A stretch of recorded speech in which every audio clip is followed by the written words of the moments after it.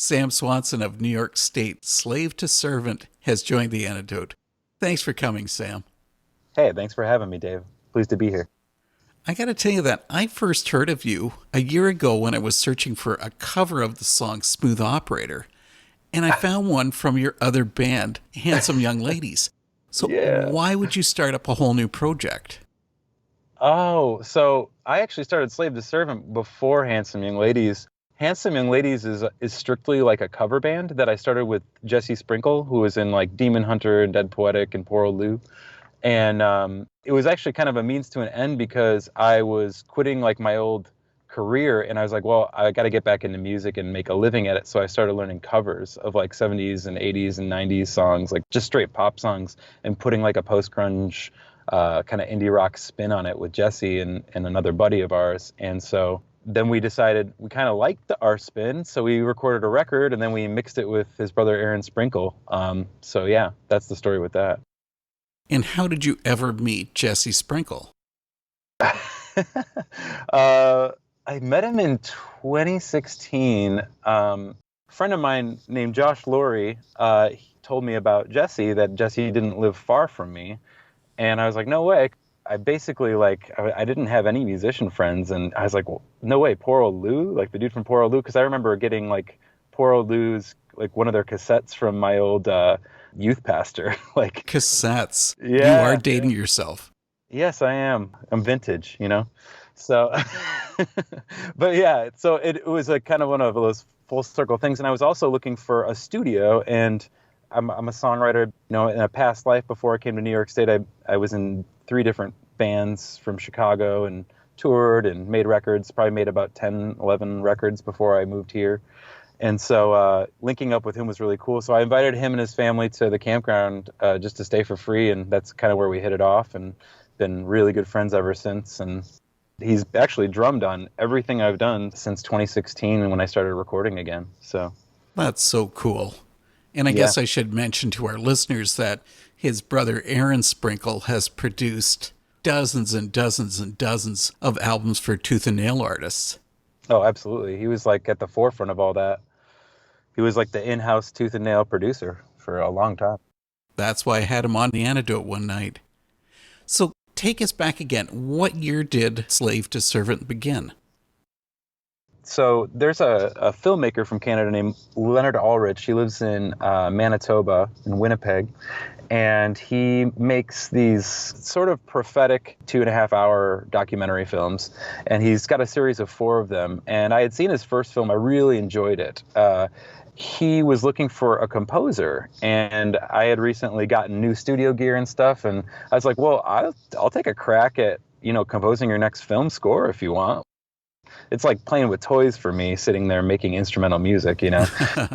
So I sat down and he loved everything I created. So I ended up composing 15 songs for his film, his next film that just came out maybe 6 months ago, called The Illusion of Money, which is on YouTube. And so I composed that, I think, throughout 2014, I think.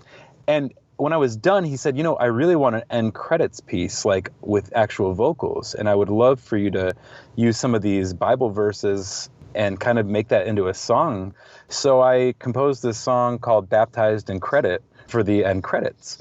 And that was the first Slave to Servant song. It was actually just all me. I even programmed the drums, and my buddy Gons played lead guitar on it. But yeah, I even played bass on it and stuff too. So that was the beginning. I guess that was 2014 when I composed that song. So we've talked about yourself handling the vocals and a lot of other stuff. Jesse on drums. Anybody else involved with the band? Yeah, well, kind of took an evolution. My buddy Gons, like I mentioned, played on that song. He played on a few different recordings at the very beginning. He just got real busy. So I basically...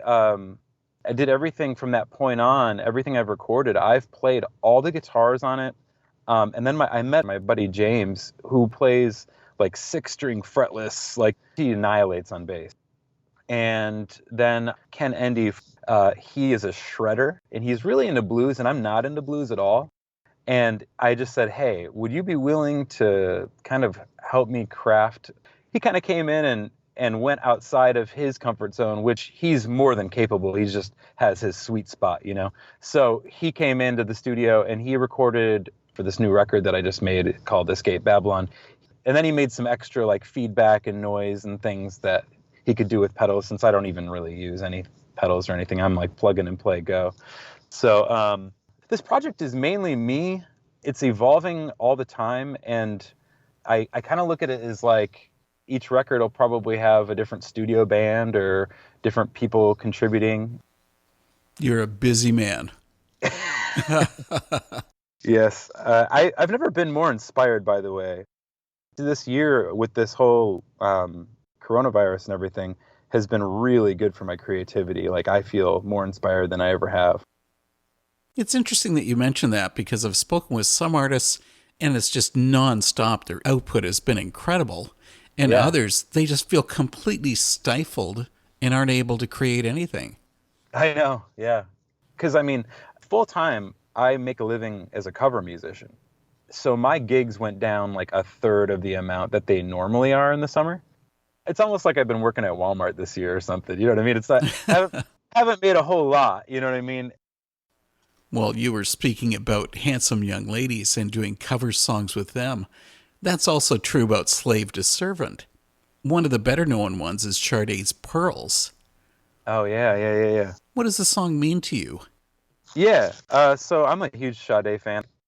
Pearls, that was like a song of healing. I feel like a lot of people are out there searching out their spirituality, and I respect everybody's beliefs, you know, whatever that individual believes. I think there's a lot of artists out there, dare I say, a little bit more new age of a worldview, but they still like indicate a longing to discover the force that is the ultimate driving force behind what they would call, I guess, in quotes, like the universe, you know? Mm-hmm. And I guess this song reminds me, I kind of look at the universe as not being like the end all be all. I look at the universe as vast as it is. I look at it as to be like quite minuscule in comparison to like the creator who is outside the creation. So to compare, I'd say like, imagine a computer as complex as it is, representing the universe. You can go inside the computer and find evidence of the creator inside, because the creator's touch and imprint is in every part of the design, you know? However, just as the creator can be found in the creation, in that sense, the creator and designer is outside the computer. Yahweh is outside, yet inside all of us. And so that's why I love this song, is because Sade sings in the line, "There is a force stronger than nature, keeps her will alive." She's talking about this woman who is scraping for pearls on the roadside in Somalia to feed her daughter. And this is how she's dying. She's dying to survive. She cries to the heaven above, "There is a storm in my heart. She lives a life she didn't choose, and it hurts like brand new shoes." And so like that song to me, I was going through a really hard time because I had to rebuild my whole life. I was like restarting, my marriage fell apart. A bunch of my family kind of fell apart. I was working for family at the campground that I owned, and I still don't even talk to that family. Pearls, specifically listening to her sing that song with all those strings in it, like, my cover aside, I would just like break down and cry, like remembering that there's somebody else out there. Like, while I was being broken and humbled, I was able to like feel for somebody else. So that's what that song means to me. Well, a little bit earlier you mentioned that you don't like to take on a label. And that's something that I want to do with every artist. You know, I want to put them into a slot. Yeah. But that's something I haven't been able to do with Slave to Servant. Because your music is all over the place. You know, like Red Tape Interlude. That's completely different from your other stuff. Yeah, so I'm working on this thing called the Red Tape, and it's over 30 tracks. It's a mixtape. It's also a written dialogue with some of my friends who are podcasters.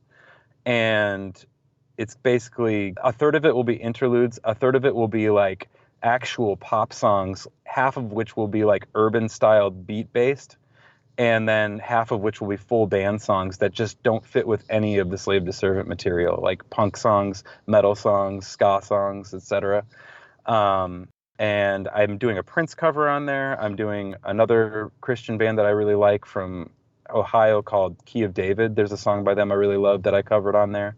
And then again, like I said, the other third of it is all dialogue. It's a story that we're writing. It's called The Red Tape, but yeah, that's a whole nother story. So You've got lots of stories in your songs. And one that's disturbing is power. And the song says, all we'd have to do is haggle with the truth. Oh, here's a free suit. Just say you'll compromise. So why don't you and I get into that? Isn't compromising what's expected to let us be a success in this world? Oh, that's true. I mean, it depends on how you look at it, right? Before we get into power and what you're saying, I really like what you're saying, and it reminds me of two people that I respect and was influenced by in like the indie rock scene. The singer of Saves the Day, Chris Conley, went on Matt Pryor's old podcast called Nothing to Write Home About, and they had a discussion about their existential, I guess, beliefs, right? Which was really fascinating. And he asked Chris, like Chris basically like, you know, he's more into like the New Age, how organized religion or whatever, you're basing everything off of a hunch. And Matt Pryor, I think, shared the same sentiment with him, but he like kind of played devil's advocate, and he's like, well, what's the difference between a hunch and faith? It's interesting that you're saying that, because when you look at it as just a hunch, it's kind of, I guess it depends on what the situation is, how you look at what compromise is, right? It's good to compromise. Like in a marriage, it's great to compromise. It's like you have to compromise if you want to survive in a marriage. Am I right? But what I'm talking about is compromising. You really wanted to get into like the roughest one. So I wrote that song about kind of a controversial issue. I guess what I'm talking about in that song, if you go through the lyrics, which I guess I could pull up the lyrics and explain a little bit more. Here we go. Power. I got it right here. I'm talking about be careful what you say. You might just get what you wish for today. It's true. What you want, it's synonymous with the truth, spiritually, or with your needs. So you're on the second verse. All we'd have to do is haggle with the truth. Oh, and here's a free suit. Just say you'll compromise. We'll swear you in by oath and watch you fight for your life. Decide. Time has come to make your decision, so don't fight the incision. Take the mark and share our vision. This is about compromising for the greater good. What is the greater good? And at what point do we just go, here is my whole body at your disposal. I'm responsible for my body. There are people that talk about my body, my choice. And so, like, if you think about the vaccine issue, for instance, and I'm not anti-vax, but I am pro-choice in that regard. If you don't have a choice to take, like, a shot or something, that to me is a violation of all human sovereignty and sanctity. So that's where, for me, where I draw the line. With power, though, if I can cut to the chase on what that song's really about, you know who Noam Chomsky is, correct? Oh, yes. So Noam Chomsky has a really fascinating discussion. It's on corporate personhood. Ultimately, like, it's where a corporation can be a person, right? Like, it can have the same rights and legal, like, protection as a person. So that's kind of the idea. But it also means that a corporation is a person. And that being said, if you go to, like, Roe v. Wade, for instance, it talks about a fetus not being a person. Well, that's correct, because the baby that's inside hasn't come out to get its footprint stamped on the contract that makes it a corporation, because that's what your name is. Your name is a corporate entity. You are contracted as a corporation, as a person. It has an inverse relationship. And so that, to me, is what this song is about. I talk about, in the 13th Amendment, it says, neither slavery nor involuntary servitude, except as punishment for crime whereof the party shall have been duly convicted, shall exist within the United States, or any place subject to their jurisdiction. So it's saying nor involuntary servitude. So slavery or involuntary, but it's not talking about voluntary servitude. And that's what we all are. We are all voluntary servants in this system. We were volunteered at birth. So that's what the song is about. We're all kind of like servants. And that's what power is about. The power, they're twisting the knife so slow that we won't believe that their power is real. Like, we don't realize it. And it's going to be, I do believe, and I don't want to sound like an alarmist or anything, but I do believe it's going to come to a point where we've read all these books in school, like these Orwellian and Huxleyan, like books. It's like, how can you not see that it's not even like science fiction anymore? So it's turning into a wild world. And I think it's always been a wild world, but I think it's coming to a different place. And that's a lot of the stuff that I like to write about in my music, but I also write about all kinds of other stuff. And I hope that wasn't too wild of a rabbit trail for you. No, but maybe that does tie into your band name, Slave to Servant. Absolutely, because if we really cut to the chase, like, they took the whole issue of slavery during those 3 amendments, like, to go, okay, well, you're no longer slaves. Now you're servant. Now everybody is. Well, my thought is now, why don't we reel this in and instead of being in such a serious topic, go to something that's just insane? Because Slave to Servant has another cover song that's absolutely bizarre. You've got to explain why you would cover the Buchanan Brothers' Flying Saucers. That's hilarious. Yeah, so that song's from 1947, and my friend Nathan, I think in 2016 when I was podcasting, and as soon as I heard it, I was like, I've got to cover this song. It is awesome. When I heard it, I was like, I could really hear myself doing like a Descendants / like all kind of punk rock cover of it, So what possessed me, I guess, just the message of it. I think that it's a very interesting message. I mean, we're talking 1947 here, right? Like, that's a long time ago. I'm also very intrigued by ufology and extraterrestrials and ultimately the eventual disclosure, if you will, of what that's going to be and how it will happen and unravel. And I have kind of a different view of what that's going to be in my mind. I'm not saying I'm right. I mean, that's been a thing, like you watch Ancient Aliens on the History Channel or whatever, there's a lot of people that are kind of primed for like a takeover, if you will, like these UFOs. And it's kind of interesting. There's a researcher out there named Chris White, and he talked about this in a film that I loved. He talked about how like there being like a great deception eventually, like what Yeshua talks about in like Matthew 24, like a great deception that would, confuse even the elect. So this is just one aspect of what that could be. But if these, I guess, ascended beings come out of this craft or whatever it is, and these beings come out and they're like, we created you guys and all of your religions, like we actually were you. And we evolved into this, what we are today. You could imagine like what that would cause, but it would also cause like this unity. It would be a way to unite all religion to like basically abolish religion at the same time. And we're being like kind of primed, I feel like, for that. My belief, even though I covered this song where they seem to be concerned with these flying saucers literally as being like it's a sign of the coming judgment day, like, but in my view, I view those ascended beings that probably will come out in our lifetime and something to that nature will happen. I view that probably as technology. Like, man's probably going to trick man and re-enslave man. That's the way I view it. There are people that literally think they're going to be aliens. That's fine. There's people that tie that in with the Bible, that they're the Nephilim, which is another rabbit trail.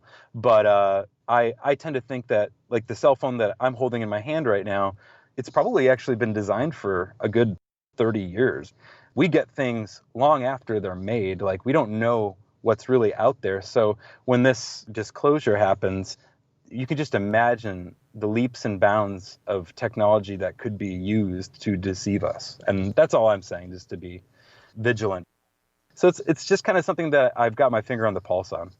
Okay. And we all know that cell phones were actually invented in Star Trek. Yeah. And that's where the flip phone came from. Right. Let's get into song topics. The ones coming from Slave to Servant range all over the place. One that got my attention was Destroying the Eye. One verse says, transhuman singularity, coercive cryptocurrency, yea, break down this tyranny. Is that even possible? Well, I was saying Yah, break down this tyranny, like Yahweh, like God. Ah, now I see. I'm leaving it in God's hands and I'm leaving it in his name. Like I can only focus on what I can control, if you will. So Destroying the Eye is the opening song on the new record, Escape Babylon. And it actually is my favorite song I think that I've ever written, to be honest. For me, like melodically and everything about it, like it just summed up my thoughts on society and do I think it's possible? What's really possible is if every one of us just went, you know what, this fiat currency system that we're under, this, world government that's been funding both sides of every war for quite some time, if we just like quit using it and figured out a way to unite ourselves without them and their media and their government, which again is a pipe dream. I'm not saying that could happen, but if we just we're like, nah, we're good. We really want to do that. I think that we could find a way. I think that it's possible. I'm not saying that it's like going to happen or that it's plausible, but I do believe that it's a possibility for us to come together as people. I think that it's happened throughout history. To quote Tupac, look at the hearts of men. There's nothing new under the sun, right? Like where our hearts are flawed. So at the same time, I feel like you could have this utopia, so to speak, or this coming together, but eventually you would have problems because that's just our flawed human nature. Well, I have to tell you that I really appreciate you letting the Antidote air some slave to servant songs that haven't actually been released yet. Oh, yeah. Like the full band version of Yeshua. Would it be a stretch to call that your worship song? You know what? I consider that to be the only worship song that I've ever written. To me, there's power in that name. Yeah, that's a straight up, to me, a worship song. Does that also make it your last worship song? I don't think so. I mean, I think I'll probably write other worship songs as well. I mean, I'm going to write a lot of stuff. I'm a very firm believer in freedom of speech, and a lot of people probably don't agree with that, but I like the idea of freedom, and I'm not offended by language. Like, I think being offended is a choice, personally. I can't afford myself the time to be offended by people and how they talk or, what they say. Obviously, if there's something that happens that's injustice, I want to be able to speak up on certain issues. But when it comes to my art, I also, there's some songs on this record, and this is something that Jesse said to me. Jesse Sprinkle, I was like, man, I really love to put this record out on Tooth and Nail. And he's like, I don't think they'd touch it, like, because there's some F-bombs on your record, And so he's like, that's just how they work. They don't really care, but it's just how the Christian industry works. So, you know who Francis Schaeffer is? I've heard the name, but no, I can't make an association. He was like an author and kind of a philosopher, but he was a Christian, and he spoke a lot on the arts and things like that. But there's this quote that my friend Natalie shared with me like years back, and he said, the Christian is the really free person. He is free to have imagination. The Christian is the one whose imagination should fly beyond the stars. I personally couldn't agree more, but I feel like the Christian industry, it's a biz, right? There's like a business, there's a model, there's a marketing plan. And I feel that way about like the corporate church too. Like I'm not really into that either. This could be a whole nother show we could have. But I'm not really all into that. I agree with Francis Schaeffer that I think we're limiting ourselves as people who, identify as believers of Yeshua and in the quote unquote Christian community. So I think that there could be more, but I don't think that a lot of the people in, for lack of a better term, churchianity are willing to listen. I also wanted to say Yeshua and Power, the versions that you're hearing on this show are unreleased. And the versions that are out there are all acoustic. There's a lot of acoustic material. I have 2 releases coming out in the future. What I was originally going to do with Slave to Servant was record an acoustic EP.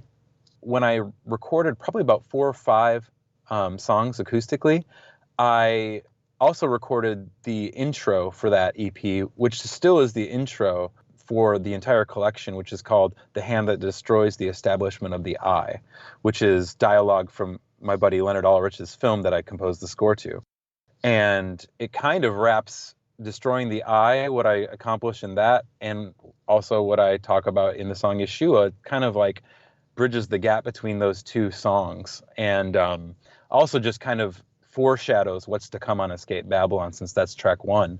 But what I ended up doing with the singles collection, when I started recording with Jesse, I started bringing the acoustic songs. I'm like, oh, I want you to lay drums on these acoustic songs. And so he would lay drums down, and I'd be like, that's really cool. Now I just want to put electric guitar in. So I ended up like recording over all the acoustic songs that are on this collection. Two of them, Power and Yeshua, made the full-length record because some of my friends that played on the record were like, those have to go on the record. And these are people that weren't even like religious, so to speak, or anything, they were just like, those are really good songs. So, and then when I mixed Escape Babylon with James Paul Wisner, who did Under Oath and Paramore and Further Seems Forever and stuff, he echoed that he thought Yeshua was the best song on the record. You just want to do something different all the time. Absolutely. Okay, then, say if someone was to ask you about the purpose of Slave to Servant, how would you answer?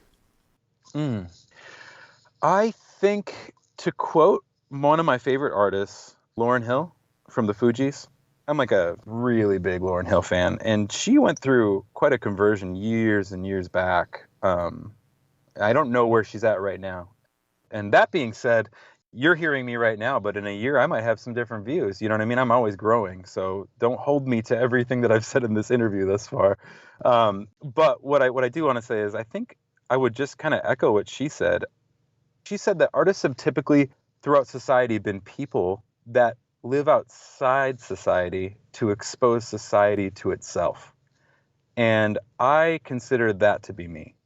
That is the kind of artist that I am. And my mission, I study emotional intelligence and things like that. And I think that the church, for one, doesn't teach it. And it's very, very much a scriptural thing. But I also don't think our schools are teaching it. Unfortunately, like the world system, the advertisement, the media, whatever it is, kind of preys on our vices as opposed to our virtues.